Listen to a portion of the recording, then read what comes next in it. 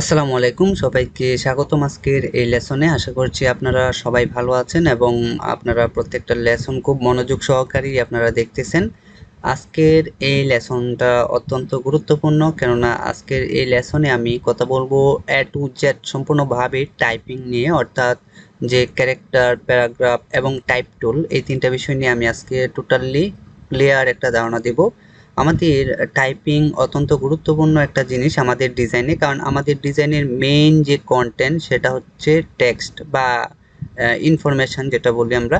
এই জিনিসটা হচ্ছে আমরা লিখার মাধ্যমে আমাদের একটা ডিজাইনকে ফুটিয়ে তুলতে হয়, লিখার মাধ্যমে আমাদের একটা মেসেজ প্রদান করতে হয় আমাদের যে অডিয়েন্স বা আমাদের ডিজাইন যাদের হাতে যাবে তাদের কাছে। সো আমি টেক্সট নিয়ে কথা বলবো। টেক্সটের তিনটা অপশন আছে ইলাস্ট্রেটরে। একটা হচ্ছে এই পাশ দিয়ে এই যে টাইপ টুল, এই সবগুলা টুলস এখন আপনাদেরকে দেখাবো। তারপর আমরা এখান থেকে প্যারাগ্রাফ সেকশনটা দেখব, তারপর ক্যারেক্টার সেকশনটা দেখব। ওকে, প্রথমে আমাদের টাইপ টুল, এটা হচ্ছে শর্টকাট হচ্ছে টিতে ক্লিক করলে টাইপ টুল চলে আসবে। আমরা নর্মালি এই যে এখানে টাইপ টুলটা নিয়ে একটা ক্লিক করলে এখানে টাইপ করার জন্য সে এখানে প্রস্তুত। যেমন এখানে লরেম ইপসাম, এটা হচ্ছে একটা ডামি টেক্সট ইলাস্ট্রেটরের ডিফল্ট একটা টেক্সট। আমরা সিম্পলি ব্যাক স্পেস দিয়ে ডিলিটও করতে পারি, অথবা সিলেকশন আছে, এটা সিলেকশন থাকা অবস্থায় আমি যে কোনো কিটা টাইপ করলে এটা অটোমেটিকলি চলে আসবে। ওকে, সো আমি একটু কন্ট্রোল জেড, এটা হচ্ছে আমরা এভাবে যদি রাখি, এই যে মাউসের এই পয়েন্টটাতে রাখি, আমি চাচ্ছি যে পুরো সেন্টেন্সটা আমি সিলেক্ট করব, তখন কি করব, জাস্ট মাউসটাকে ধরে এভাবে টান দিলে সবগুলো সিলেক্ট হবে। যেমন আমি চাচ্ছি যে এই লাইনটা লরেম ইপসাম অন্য একটা কালার করতে, তখন এই যে এই পাশে টেক্সট কালার আছে, এই যে কালার চলে আসছে। তারপর আমি চাচ্ছি এটা অন্য একটা কালার করতে, তখন এটা অন্য একটা কালার হয়ে যাবে। এটা মানে হচ্ছে আলাদা আলাদাভাবে কালার করার জন্য। আর যদি আমি পুরো লাইনটা একসাথে কালার করতে চাই, তখন জাস্ট এইভাবে সিম্পলি ড্র্যাগ করে এই যে কালারটা কিন্তু এখানে যে প্রশ্নবোধক চিহ্ন দিয়েছে, কারণ দুইটা কালার তো এখানে দেখাবে না, শো করবে না। দুইটা কালার আমি একসাথে সিলেক্ট করেছি বলেই কিন্তু এখানে কোনো কালার দেখাচ্ছে না। আমি যে কোনো একটা কালার যদি এখান থেকে দিয়ে দিই, তখন কিন্তু এই লেখাটা কালার হয়ে যাচ্ছে। ওকে, আমরা নর্মালি টাইপ করার জন্য এই টি টুলটা নিয়ে আমাদের টাইপিংটা স্টার্ট করতে হবে।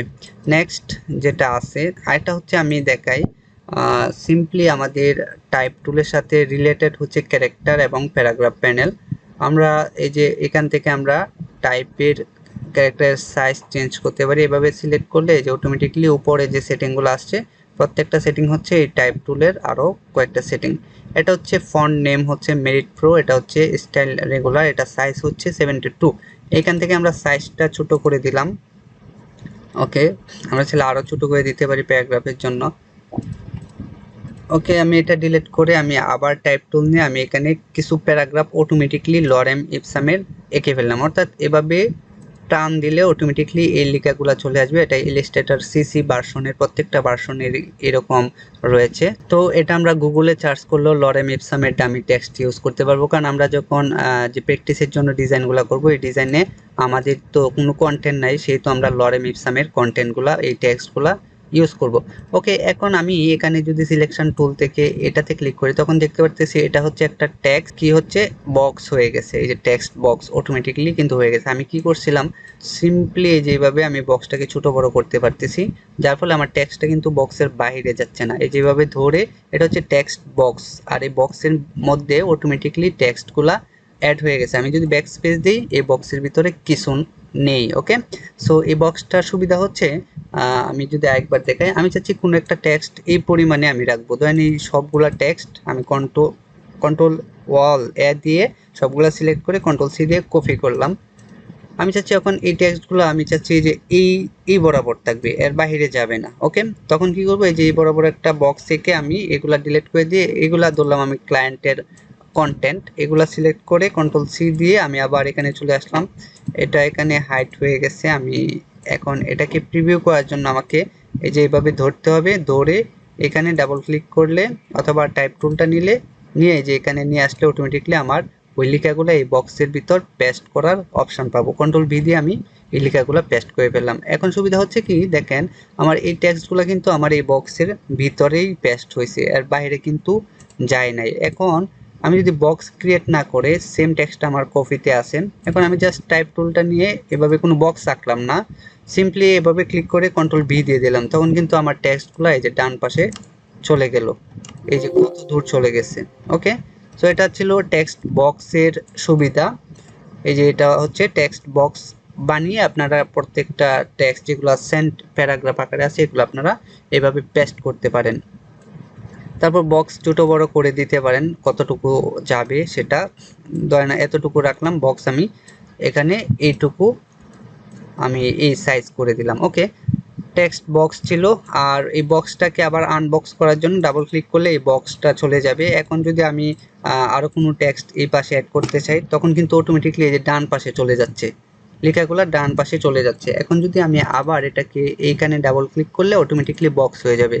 এখন যদি আমি এটাকে একটু বাড়িয়ে দিয়ে, আচ্ছা যদি না বাড়িয়ে আরও কিছু ধরেন এই আমি কয়েকটা ওয়ার্ড অ্যাড করলাম, দেখেন অটোমেটিকলি কিন্তু এই বক্সের ভিতরে নিচে চলে গেছে, অর্থাৎ বক্সের ভিতরে চলে গেছে, যার ফলে আমার এখানে একটা রেড লাল একটা প্লাস চিহ্ন আসছে এখানে, কারণ হচ্ছে এটা বলতেছে যে বক্সের বাহিরে আরও অনেক কিছু আছে টেক্সট। সো আমি বক্সটা যদি এভাবে টান দিই, এই যে ভিতরে যে টেক্সটগুলো ঢুকে গেছিলো এই টেক্সটগুলো আমি এখানে দেখতে পারতেছি। ওকে, সো আশা করছি আমরা এই দুইটা জিনিস বুঝতে পেরেছি। এখন দেখি টাইপের পরবর্তী টুলস কি আছে। এখান থেকে এরিয়া টাইপ টুল, অর্থাৎ কোনো একটা বক্সের ভিতর আমরা যদি টাইপ করতে চাই, যেমন আমি এই বক্সটা আঁকলাম, এখন আমি যাচ্ছি আমার টেক্সটগুলো এই বক্সের ভিতর থাকবে। যদি আমি এই বক্সের ভিতর কিছু টাইপ করতে চাই, সিম্পলি এই এরিয়া টাইপ টুলটা সিলেক্ট করে আমি এখানে এই যে আমি যদি এখানে ক্লিক করি তখন অটোমেটিকলি এই বক্সের ভিতর লেখাগুলো পেস্ট হয়ে যাচ্ছে। এখন এটা তো এটা সেম মনে হবে তাই না? সেম না, আমি আরেকটু যদি আপনাদেরকে দেখাই, ধরেন আমি পেন টুল নিলাম, পেন টুল দিয়ে আমি যে কোনো একটা শেপ আঁকলাম। এখন আমি চাচ্ছি এই শেপের ভিতরে আমার টেক্সট থাকবে। ওকে, তখন আমার এই টেক্সটগুলো কপি করা আছে, জাস্ট সিম্পলি আমার এরিয়া টাইপ টুলটা নিয়ে এখানে যে কোনো একটা অ্যাঙ্কর পয়েন্টে ক্লিক করব, ক্লিক করলে অটোমেটিকলি এই শেপের ভিতরে টেক্সটগুলো বসে যাবে। ওকে, আমরা যদি আরেকটু রিয়েল লাইফে চলে যাই, যেমন আমরা তো র্যান্ডম শেপ ক্রিয়েট করলাম এখানে, ধরেন আমি এখন কোনো একটা শেপের ভিতরে বা কোনো একটা আইকনের ভিতরে একটা টেক্সট বসাতে চাই, তখন কি করব, যে সিম্পলি ধরেন আমি এখান থেকে একটা আইকন নিয়ে আসছি, অ্যাপেলের এই আইকনটা আনলাম, আমি চাচ্ছি যে অ্যাপেলের ভিতরে আমি কিছু টেক্সট বসাবো। ওকে, সো এটা হচ্ছে কম্পাউন্ড পাথ, অ্যাপেলের যে আইকনটা এটা এক্সপান্ড করা, যেহেতু আমরা রাইট বাটন ক্লিক করে রিলিজ কম্পাউন্ড পাথে ক্লিক করব, তারপর আমরা এই টাইপ এরিয়া টাইপ টুলটা নিয়ে এখানে ক্লিক করলে অটোমেটিকলি আমরা দেখতে পারতেছি প্রত্যেকটা টেক্সট এই অ্যাপেলের ভিতরে বসে বসে গেছে, অর্থাৎ অ্যাপেলের যে আকৃতি ছিল ওই আকৃতিতেই এটা আছে। আমি এটাকে স্ট্রোক করে দিলাম, ফিলটাকে নান করে দিলাম, এখানে একটা নিলাম যেন আমি পরবর্তীতে স্ট্রোকটা রাখতে পারি, অথবা কন্ট্রোল সি কন্ট্রোল এফ দিয়ে ফ্রন্টে একটা পেস্ট করলাম, পেস্ট করলে এখানে দুইটা আছে, একটা টেক্সট হয়ে যাবে আর একটা আউটলাইন হিসেবে থাকবে। ওকে, এই যে অ্যাপেলের ভিতরে আমি কিছু টেক্সট এখানে প্লেস করতে পারতেছি সেম শেপটার ভিতরে। এটা ছিল মূলত এরিয়া টাইপ টুল। ওকে, আমরা আগে টাইপ করতেছি, টাইপ টুলগুলোর কাজ দেখতেছি, তারপরে টাইপগুলো এখান থেকে ক্যারেক্টার এবং প্যারাগ্রাফ থেকে মডিফাই করব। ওকে, তারপরে কি আছে টাইপ অন পাথ টুল, অর্থাৎ টাইপ অন পাথ টুল, এটা হচ্ছে পাথের উপরে টাইপ করবে। যেমন আমরা এরকম সার্কেল টাইপের কোনো লোগো যখন করতে যাই তখন আমাদের এই জিনিসটা খুবই প্রয়োজন। কন্ট্রোল সি কন্ট্রোল এফ দিয়ে আমি একটা ফ্রন্টে পেস্ট করে রাখলাম, এটা একটু ছোট করলাম। এখন কন্ট্রোল সি কন্ট্রোল এফ আরেকটা রাখলাম, আমি তিনটা রাখলাম যেন আমি দেখাতে পারি। আমি এখন এই পাতের উপরে, আপনারা যে কোনো একটা পাত ক্রিয়েট করলে এটা হবে, এই পাতের উপরে আমি চাচ্ছি কোনো টেক্সট আমি অ্যাড করব। যেমন আমরা এই টাইপের এই যে টাইপ অন পার্ট টুলটা নিলাম, এই টাইপের অনেক কাজ আছে আমাদের, এই লোগো তৈরি করতে এরকম সার্কেল টাইপের আমরা লোগো দেখি। দেখেন অ্যাঙ্কর পয়েন্টে আমি ক্লিক করলাম, জাস্ট একটা ক্লিক করার সাথে সাথে আমার লরেম ইপসামের টেক্সটগুলো পেস্ট হয়ে গেছে। এখন আমি চাচ্ছি যে এটা আমি টাইপগুলো করব, মডিফাই করব বা অন্য কিছু লিখবো, ধরেন welcome to our graphic design course, আমি এটা লিখলাম। এটা লেখার পর আমি চাইলে এটাকে বড় করে দিতে পারি, যেমন এই যে ক্যারেক্টার প্যানেল আছে, অথবা এই যে উপর থেকে আমি বড় করতে পারি। ক্যারেক্টার প্যানেলে মূলত এটা হচ্ছে ফন্ট স্টাইল, অর্থাৎ ফন্ট নেম আমি কি ফন্ট ইউজ করবো, ধরেন আমি এখানে নেক্সা বোল্ড ইউজ করলাম। দেন এটা হচ্ছে ফন্ট স্টাইল ফ্যামিলি, কি থাকবো রেগুলার। নেক্সা বোল্ডের মধ্যে একটা স্টাইল আছে, আমি যদি পপিন্সে চলে যাই বা রোবোটুতে চলে যাই এই যে এটা হচ্ছে ফন্ট নেম, রোবো2 তে আমি সিলেক্ট করলাম ফন্ট, তারপরে স্টাইল দিলাম। এটা হচ্ছে এটার নাম হচ্ছে সেট দ্য ফন্ট স্টাইল, আর এটা হচ্ছে সেট দ্য ফন্ট ফ্যামিলি। রোবো2 ফন্ট ইউজ করলাম, এখন স্টাইলে চলে যাচ্ছি, দেন ব্ল্যাক ইউজ করলাম। দেন আমি এই ক্যারেক্টার প্যানেল থেকে অথবা উপর থেকেও এটা করা যায়, এখান থেকেও করা যায়। সাইজটা আমি বাড়ালাম, এটা হচ্ছে টেক্সট সাইজ। ওকে, এই যে welcome to our graphic design course এখানে চলে আসছে। এখন শিফট অল্টার দিয়ে যদি ছোট করি, এই টেক্সটগুলো আরেকটু বড় করে দিই, তখন এই যে সিম্পলি আমরা এই টাইপের অনেক লোগো দেখি। আমরা এটা দিয়ে বা এই টাইপ অন পার্ট টুল দিয়ে আমরা একটা লোগো ডিজাইন কিভাবে করতে হয়, এটা আমরা নেক্সট লেসনে, লোগো ডিজাইনের লেসনে আমরা শিখবো। আপাতত জাস্ট টাইপ অন পার্ট টুলটা কিভাবে কাজ করে আমরা এটা জেনে রাখলেই হবে।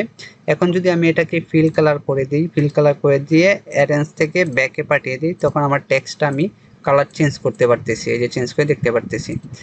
এখানে আরেকটা পাত ছিল, এই পাতটা, এই যে আরেকটা সার্কেল ছিল, এই সার্কেলটা এখান থেকে ধরে যদি আমি অন্য কোনো কালার প্লেস করে দেই, তখন আমরা এভাবে কিন্তু যে কোনো লোগো ক্রিয়েট করতে পারি, তাই না?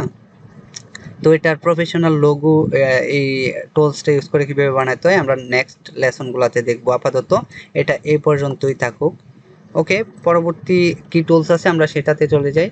ভার্টিক্যাল টাইপ টুল, সিম্পলি এভাবে ক্লিক করে এই যে এভাবে লম্বালম্বি উপর থেকে নিচে, থ্যাঙ্কস এই যে ফর ওয়াচিং, এই যে থ্যাঙ্কস ফর, এটা হচ্ছে ভার্টিক্যাল লম্বালম্বি যদি কোনো কিছু লিখতে চাই। তারপরে এটা হচ্ছে ভার্টিক্যাল এরিয়া টাইপ টুল, সেম জিনিস, একটা মানে ভার্টিক্যালি টাইপ হবে এরিয়ার ভিতরে। ধরেন আমি লম্বা কোনো নিলাম, এই যে লম্বা কোনো শেপ নিলাম, এই শেপের ভিতরে আমি ফিলটা নান করে দিই, স্ট্রোক করে দিলাম। লম্বা কোনো শেপের মধ্যে এই যে এইভাবে টাইপ হবে, এই যে এবিসিডি এভাবে আসছে, লয়াম ইপসাম। ওকে, আশা করছি এটুকু আপনারা বুঝতে পেরেছেন। তারপরে আমরা এটা ডিলিট করে দিই। তারপরে কি আছে, এগুলা নর্মালি আমরা এই টুলগুলা ততটা কাজে লাগে না। আমরা এই যে এই জিনিসটা কিন্তু লম্বালম্বি করছে, আমরা চাইলে এই টাইপ টুলটা এইভাবে নিয়েও আমরা চাইলে এটাকে ঘুরিয়ে দিতে পারি, এই যে এইভাবে রাখতে পারি। ওকে, আমরা এনিভাবে আমরা রাখতে পারি এটা। ওকে, তারপরে কি টুলস আছে, vertical area, vertical type on path tool, same জিনিসটা ভার্টিক্যালি টাইপ করবে, যেটা মানে এই যে পাথের মধ্যে ভার্টিক্যালি টাইপ হবে। যেমন আমি এখান থেকে একটা পাথ নিলাম, এটা হচ্ছে এই লাইনটা হচ্ছে একটা পাথ, দেন আমি এখান থেকে ভার্টিক্যাল টাইপ অন পাথ টুলে ক্লিক করলে যেভাবে লরেম ইপসামের টেক্সট চলে আসছে। ওকে, থ্যাঙ্কস ফর ওয়াচিং, এটাই ছিল মূলত vertical type on path tool. Okay, touch type টুল এটা কি দেখি একটু। টাচ মানে হচ্ছে কোনো একটা স্পেসিফিক কোনো একটা ওয়ার্ড বা একটা লেটারকে আমরা চাইলে ছোট বড় করে দিতে পারি। ওকে, যেমন আমরা যদি লরেম ইপসাম থেকেই দেখাই, এই যে এই টেক্সটটা থেকে আমি একটা স্পেসিফিক কোনো একটা টেক্সটকে আমি বড় করতে চাচ্ছি, তখন আমি এটা ইউজ করতে পারবো। এই যে আমি এই টেক্সটটা সিলেক্ট করলাম, এটা দিয়ে, এটা কিন্তু এখানে আছে টাচ টাইপ টুল। এখন আমি চাইলে এই যে এমটাকে মডিফাই করতে পারতেছি, এমটাকে ছোট বড় করে দিতে পারতেছি, এটা সিম্পল। ওকে, এখানে আর কোনো টুলস নাই। এখন আমরা দেখবো যে ক্যারেক্টার প্যানেলটা কি। ক্যারেক্টার প্যানেল থেকে আমরা কিছু জিনিস দেখতে চাচ্ছি এখানে। ওকে, আমি এই প্যারাগ্রাফটাকে আমরা মডিফাই করব। আমি কিছু টেক্সট ডিলিট করে দিচ্ছি, ডিলিট করে দিয়ে প্রথমে হচ্ছে এটা হচ্ছে টেক্সট স্টাইল। ওকে, আমি একটা স্টাইল দিলাম, এখান থেকে যে কোনো একটা স্টাইল দিতে পারি। ফন্ট নেম হচ্ছে নেক্সা, স্টাইল হচ্ছে বোল্ড, এটা হচ্ছে সাইজ। ওকে, আর এটা হচ্ছে মূলত লিডিং, সেট দ্য লিডিং, অর্থাৎ একটা লাইন থেকে একটা লাইনের দূরত্ব, এটাকে লিডিং বলে। দেখতেছি আমরা এটা থেকে এটার দূরত্ব কতটুকু, এটা খুবই বিশ্রী লাগতেছে কারণ একটা লাইন থেকে একটা লাইনে অনেক দূরত্ব। আমাদের লাইনের দূরত্বটা অবশ্যই আমাদের মাথায় রাখতে হবে, যেমন সাইজ থেকে 1-2 পয়েন্ট বেশি, অথবা আমরা যদি এখানে কত রাখি, 17 আছে 2 বেশি 19 যদি রাখি, তখন কিন্তু এটা ভালো লাগছে, রাইট?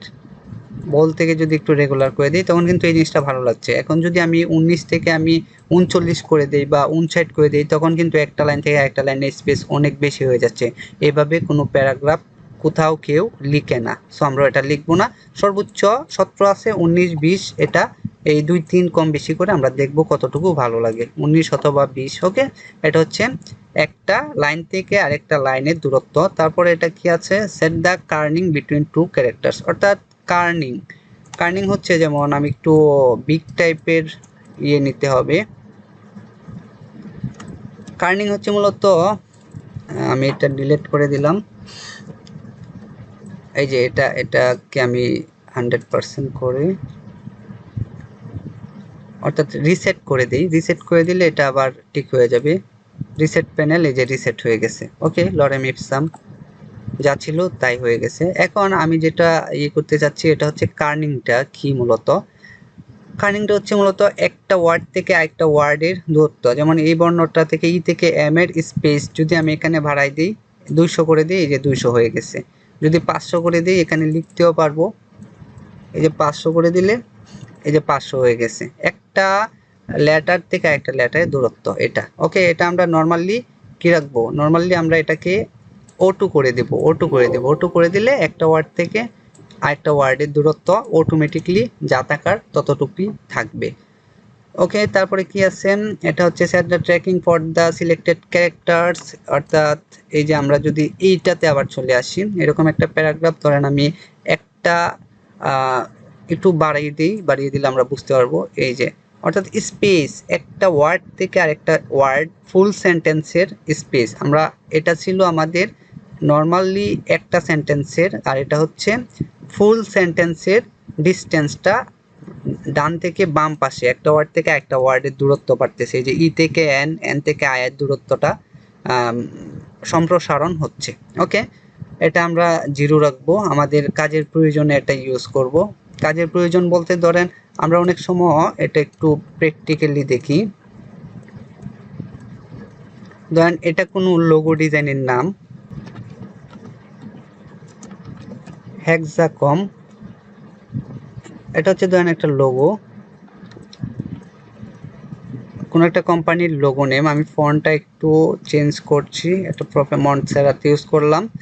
এটা হচ্ছে মূলত অল ক্যাপস, সবগুলা বড় হাতের হয়ে যাবে। দেন আমি এটার নিচে একটা স্লোগান ইউজ করতে পারি, যেমন logo slogan here, logo slogan here, SLO slogan. এই যে এরকম আমরা অনেক লোগো দেখতে পারি। যে এই যে মিডলে আমি যদি একটু অ্যালাইন করে দেই, স্লোগানটার ডিস্টেন্স এখান থেকে এই যে হরাইজন্টাল স্কেলটা আমি এখান থেকে যদি বাড়িয়ে দিই, তখন আমরা বুঝতে পারবো যে আমরা কোনটাতে ছিলাম, এইটাতে ছিলাম, আমরা ট্র্যাকিংটা দেখতেছিলাম। ট্র্যাকিং থেকে এই যে 200 করে দিলে একটা ওয়ার্ড থেকে একটা ওয়ার্ডের দূরত্ব আমরা এখানে বুঝতেছি। ওকে, আমরা যদি এখান থেকে 600 করে দিই, এই যে 600 হয়ে গেছে। এরকম কিন্তু আমরা অনেক লোগো দেখি যে একটা নিচে একটা থেকে আরেকটা ওয়ার্ডের দূরত্ব অনেক বেশি।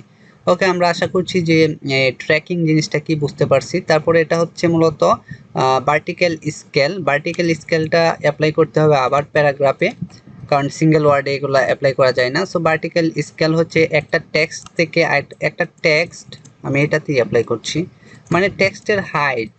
এই যে আমি হাইট বাড়িয়ে দিলে এই যে উঁচু হচ্ছে, যেটা আমরা সিম্পলি এভাবে মাউস দিয়েও করতে পারি। এটা হাইট অ্যান্ড ওয়াইট, এই যে ওয়াইট, এটা হচ্ছে ওয়াইট, একটা টেক্সটের ওয়াইড, আর এটা হচ্ছে হাইট, যেটা আমরা মাউস দিয়েও করতে পারি কিংবা এখান থেকে পার্সেন্টেজ দিয়েও করতে পারি। আবার যদি এটা 100% করে দেই, এটা 140 থেকে 100% করে দিই, অরিজিনাল যা ছিল তাই আছে।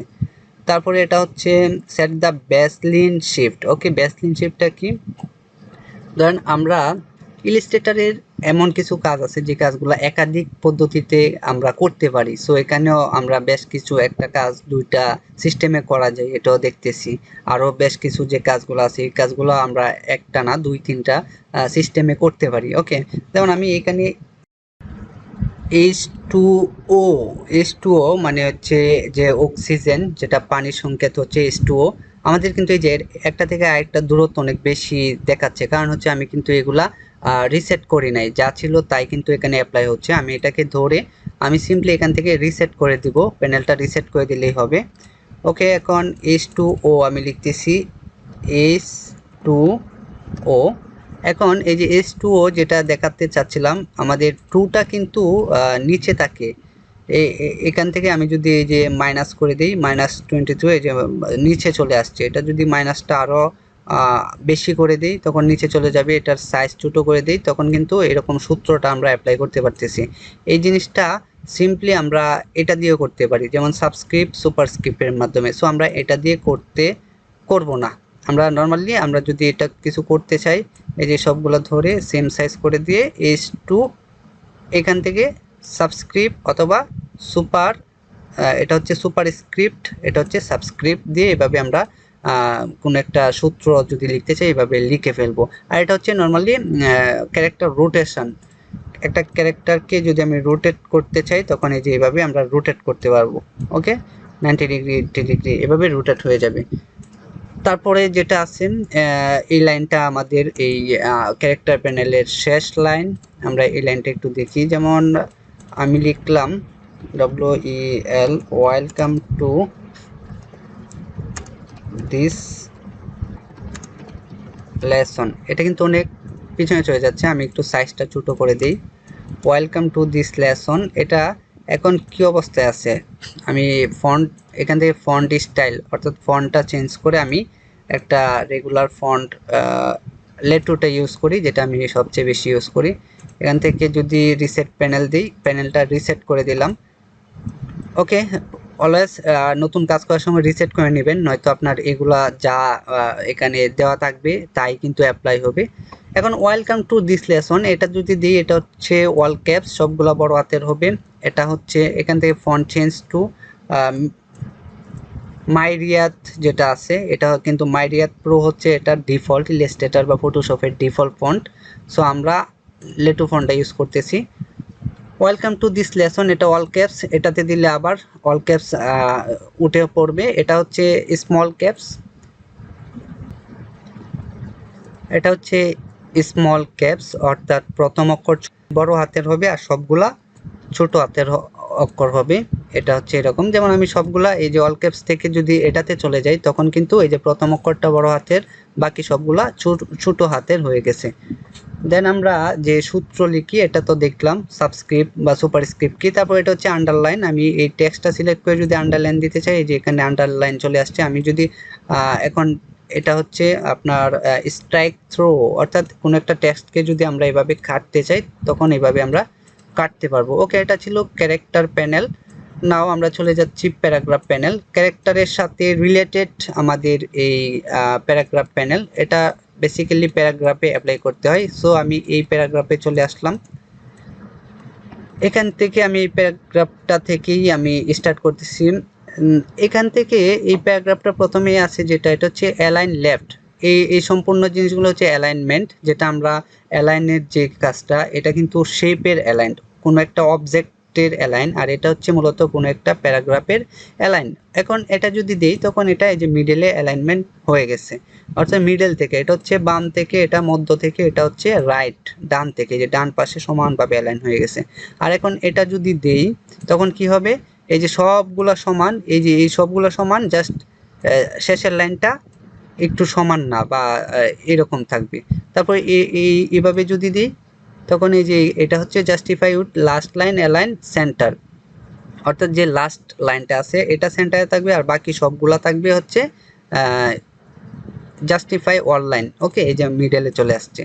দেন আমি যদি এটা থেকে ক্লিক করি, লাস্ট লাইনটা ডান পাশে চলে যাবে আর এটা হচ্ছে অল লাইন, মানে সবগুলা আমাদের এই যে সমান হয়ে যাবে। এখন আমরা আমাদের ক্লায়েন্টের যে রিকোয়ারমেন্ট দিবে ওই রিকোয়ারমেন্ট অনুযায়ী আমি এখান থেকে প্যারাগ্রাফগুলা বা অ্যালাইনগুলা ইউজ করতে পারি। ওকে, আশা করছি এইটুকু আমরা বুঝতে পেরেছি, আর বাকি এগুলো আমাদের এতটা আমাদের কাজে প্রয়োজন নেই। সো হাইপেন জিনিসটা কি, এখানে হাইপেনটা একটু গুরুত্বপূর্ণ একটা বিষয়। এই যে এইখানে আমি যে টেক্সটগুলো ইউজ করলাম, এখানে কিন্তু এই যে কিছু হাইপেন আছে। আমরা জানি যে একটা লাইন ব্রেক হয়ে গেলে সেটাতে হাইপেন চলে আসে। যেমন আমি যদি এখানে আরো কিছু অ্যাড করি তখন এই যে এখানে একটা হাইপেন চলে আসছে, এখানে একটা হাইপেন চলে আসছে। তো আমি চাচ্ছি যে এই সবগুলো ধরে কোনো হাইপেন আসবে না, আমার এই লাইনটা নিচের একটা লাইন থেকে সমানভাবে লেখা উঠবে। ওকে, হাইফেনে ক্লিক করলে যে হাইফেন চলে গেছে, কিন্তু এখন কি হচ্ছে, এই বক্সের বাইরে টেক্সটগুলো চলে গেছে। এটা একটু টেনে দিলে শেষ লাইনটা আমরা এখানে দেখতে পারবো। ওকে, এটাই ছিল মূলত প্যারাগ্রাফের কাজ, এছাড়া আমাদের আর প্রয়োজনীয় কিছু নেই। সো আমরা আজকে এই লেসনে কি শিখলাম, যে টাইপ টুলগুলা, প্রত্যেকটা টাইপের যে কিভাবে এডিট করতে হয়, টাইপগুলা কিভাবে কাজ করে এটা শিখলাম। তারপরে আমরা শিখলাম যে এখান থেকে ক্যারেক্টার প্যানেল, ক্যারেক্টারের সবগুলা কাজ আমরা দেখলাম। তারপরে আমরা শিখলাম এখানে প্যারাগ্রাফের যে স্টাইলগুলো, এই প্যারাগ্রাফের স্টাইলগুলো। সো আমাদের ডিজাইনে এই জিনিসগুলো অত্যন্ত গুরুত্বপূর্ণ। এগুলো আমরা যখন প্র্যাকটিক্যালি কাজ করব, আমাদের এই জিনিসগুলো মাথায় রাখতে হবে যে আমি প্রত্যেকটা জিনিস যেভাবে বলছি আপনাদের ওইভাবেই সেট আপ করে আপনাদের ডিজাইনগুলোতে অ্যাপ্লাই করতে হবে। সো আশা করছি আপনারা বুঝতে পেরেছেন, এবং আজকের এই লেসনটা এ পর্যন্তই রাখতে চাচ্ছি। পরবর্তী লেসনে আবারও কথা হবে। সে পর্যন্ত সবাই ভালো থাকুন, সুস্থ থাকুন। আল্লাহ হাফেজ।